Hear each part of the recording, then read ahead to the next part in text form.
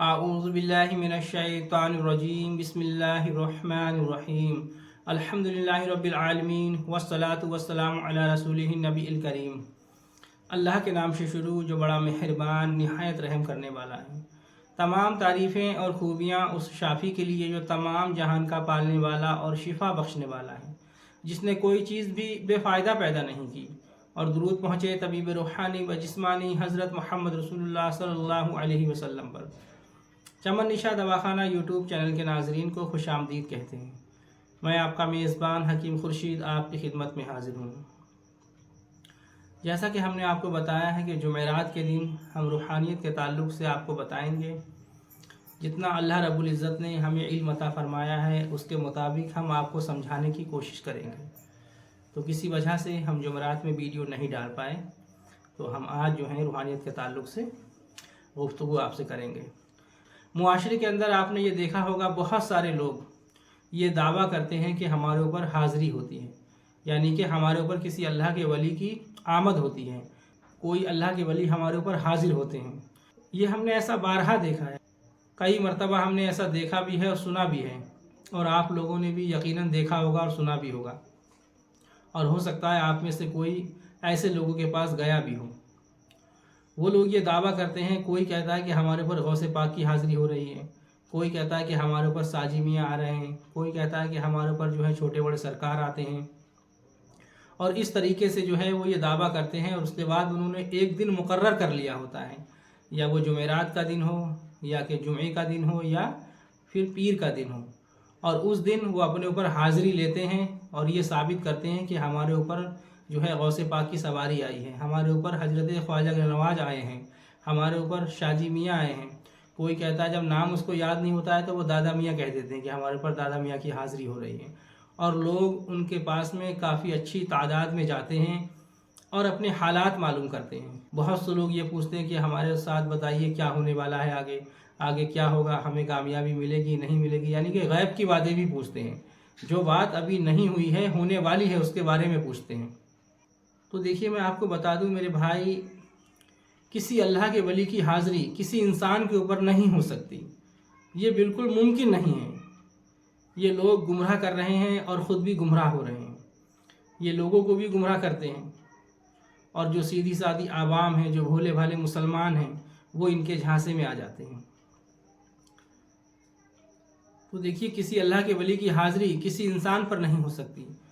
کتابوں میں آتا ہے کہ اللہ کے رسول صلی اللہ علیہ وسلم نے ارشاد فرمایا، کسی انسان کا جسم کسی انسان کے جسم میں داخل نہیں ہو سکتا، حلول نہیں کر سکتا۔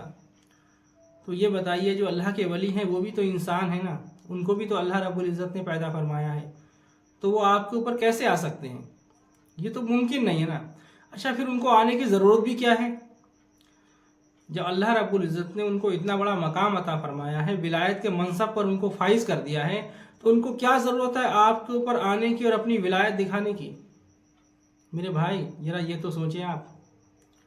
اگر کسی اللہ کے ولی کی نظر ولایت آپ پر پڑ جائے تو انشاءاللہ تعالی آپ کے آنکھوں کے پردے تو خود ہی کھل جائیں گے، آپ کی آنکھوں سے حجاب اٹھ جائیں گے، آپ کا دل نورانی ہو جائے گا، آپ خود ولایت کے منصب پر فائز ہو سکتے ہیں۔ تو حاضر ہونے کی کیا ضرورت ہے ولی کو کہ تمہارے اوپر آ کر اور بتائیں گے؟ اگر کسی ولی کی نظر ولایت پڑ جائیں تو آپ تو خود سراپا ولی بن سکتے ہیں میرے بھائی۔ تو ایسا کیوں کہتے ہو کہ ہمارے اوپر یہ حاضری ہو رہی ہے، ہمارے اوپر جو ہے وہ حاضری ہو رہی ہے؟ تو ایسا کہنا بالکل غلط ہے۔ دیکھیے، کتابوں میں آتا ہے کہ حضرت جنید بغدادی رحمۃ اللہ علیہ کی خانقاہ کے اندر ایک کتا آ کے جو ہے وہ روزانہ بیٹھا کرتا تھا۔ جب آپ کوئی نصیحت اور باز کرتے اپنے مریدوں کو تو وہ کتا بڑے غور سے سنتا تھا، دور بیٹھ کر۔ وہ کتا اکثر آتا جاتا رہتا تھا۔ تو ایک مرتبہ حضرت جنید بغدادی رحمۃ اللہ علیہ نے اس کی طرف توجہ فرما دی کہ یہ کتا روز آتا ہے۔ بس جب توجہ آپ نے فرمائی تو وہ کتا جب اس خانقاہ سے اٹھ کر گیا، جنید بغدادی کی صحبت سے جب وہ اٹھ کر گیا، تو جب وہ باہر پہنچا بستی کے اندر تو تمام کتے جو ہیں اسے گھیر کر بیٹھ گئے۔ یعنی کہ ایک اللہ کے ولی کی صحبت میں رہنے کے بعد وہ کتا دوسرے کتوں سے ممتاز ہو گیا۔ میرے بھائی، تو یہ عالم ہے اللہ کے ولی کی صحبت میں بیٹھنے کا، اور جس پر اللہ کے ولی کی نظر ولایت ہو جائے اس کا کیا عالم ہوگا؟ آپ تو پورا پورا یہ دعویٰ کرتے ہیں کہ ہمارے اوپر خود اللہ کے ولی کی حاضری ہو رہی ہے، تو میرے بھائی یہ بالکل ممکن نہیں ہے۔ اچھا، بہت سے لوگ ہوتے بھی ہیں وہ پوچھتے بھی ہیں بہت شوق سے، اور وہ یقین بھی کرتے ہیں پورا۔